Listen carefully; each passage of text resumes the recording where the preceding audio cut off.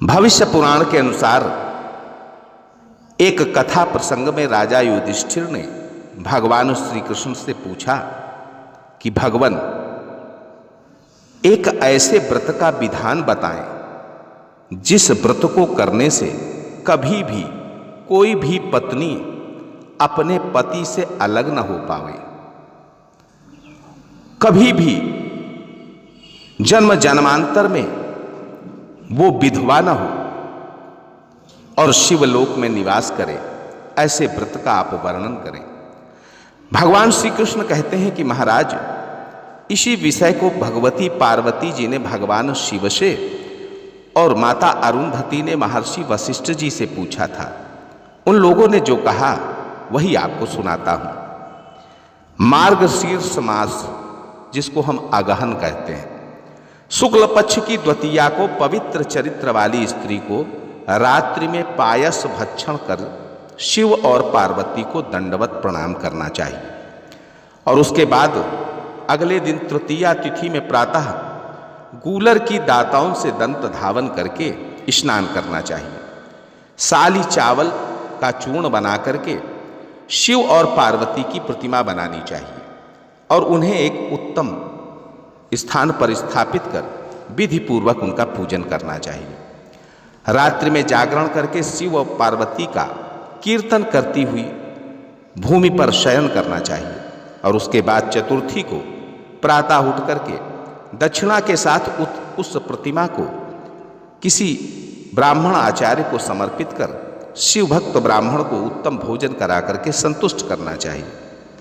ब्राह्मण दंपति की भी पूजा करनी चाहिए जितनी भी शक्ति हो। इस प्रकार प्रतिमास व्रत और पूजन करना चाहिए। 12 महीनों में क्रमशः शिव पार्वती की इन नामों से पूजा करनी चाहिए। मार्गशीर्ष में शिव पार्वती के नाम से, पौष माह में गिरीश और पार्वती नाम से, माघ मास में भव और भवानी नाम से, फाल्गुन में महादेव और उमा नाम से, चैत्र मास में शंकर और ललिता नाम से, वैशाख में स्थाणु और लोल नेत्रा नाम से, ज्येष्ठ में वीरेश्वर और एक वीरा नाम से, आषाढ़ में त्रिलोचन पशुपति और शक्ति नाम से, श्रावण में श्रीकंठ और सुता नाम से, भाद्रपद में भीम और कालरात्रि नाम से, आश्विन में शिव और दुर्गा नाम से और कार्तिक में ईशान और शिवा नाम से पूजा करनी चाहिए।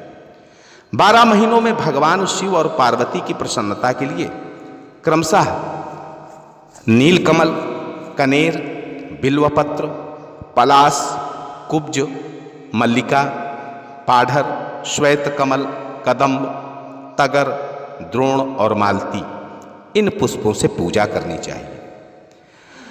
इस प्रकार मार्गशीर्ष से व्रत प्रारंभ कर कार्तिक में व्रत का उद्यापन करना चाहिए।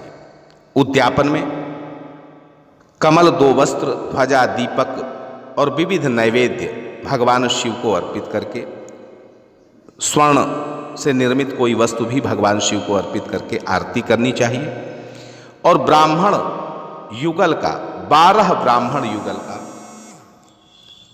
यथाशक्ति पूजन कर शिव पार्वती की मूर्ति बनवा करके उन्हें ताम्रपात्र में स्थापित करके उसी पात्र में 64 मोती, 64 मूंगा, 64 पुखराज रख करके उस पात्र को वस्त्र से ढक करके आचार्य को समर्पित करना चाहिए।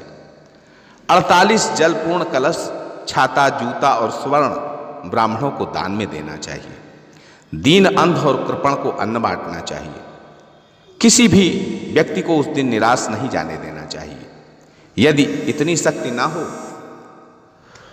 तो अपनी क्षमता के अनुसार जो भी कुछ कर सकता हो करना चाहिए। इस व्रत के करने से रूप, सौभाग्य, धन, आयु, पुत्र और शिवलोक की प्राप्ति होती है और कभी भी अपने प्रियजनों से वियोग नहीं होता। इस व्रत के करने पर पतिव्रता स्त्री कभी भी पति, पुत्र, सौभाग्य और धन से वियुक्त नहीं होती, अलग नहीं होती और शिवलोक में निवास करती है।